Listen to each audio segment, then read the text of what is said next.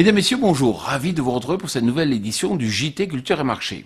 L'émission d'aujourd'hui s'ouvrira avec un point sur le marché de l'orge qui paraît bénéficier d'une demande exceptionnelle. Puis nous intéresserons aux perspectives d'assolement de maïs en France.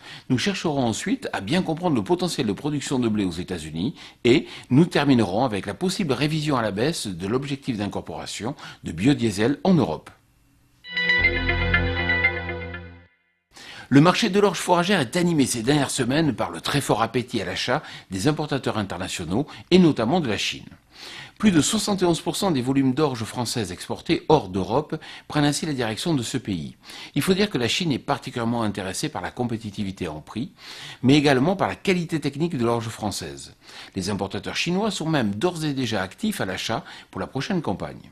Ceci permet à l'orge d'atteindre un niveau de prix particulièrement attractif de moins 4 € par tonne vis-à-vis du blé en nouvelle saison.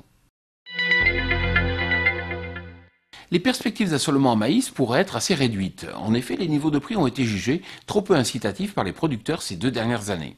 Ainsi, les surfaces semées en maïs sont estimées à la baisse de 5 à 6%. Ce changement d'assolement n'est pas négligeable et est susceptible de retendre les bilans de ce marché pour la prochaine campagne. Les blés d'hiver aux États-Unis affichent un état plutôt médiocre en sortie d'hiver. Seulement 40% des surfaces sont jugées dans un état bon à très bon. La récolte de blé sera-t-elle pour autant nécessairement mauvaise? Pas si sûr. Il ne faut pas oublier que les cultures de blé ont un potentiel de rattrapage important.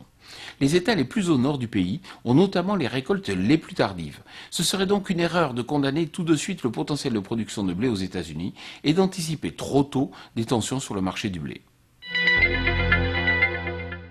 L'objectif d'incorporation du biodiesel risquerait de passer de 7 à 6%. C'est la question que se pose la Commission européenne en ce mois de mars. Si ce projet de réduction est acté, ce rétropédalage européen pourrait peser fortement sur la demande de biodiesel et donc sur la demande de colza. Cela pourrait expliquer la situation instable du marché du colza actuel, malgré le fort recul de la production attendue pour la prochaine campagne.